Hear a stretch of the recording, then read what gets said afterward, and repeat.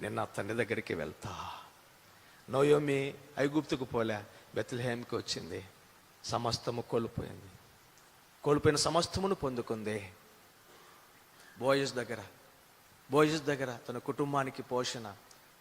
Ruth భోజనం చేసుకొని, Ruth గర్భములో నుండి యెషయాలో నుండి యూదాగోత్రపు సింహ లోకరక్షకుడు యేసుక్రీస్తు ఈ లోకంలోనికి రావడం, ఆ రోజు సరైన నిర్ణయం తీసుకొని తిరిగి రావడం.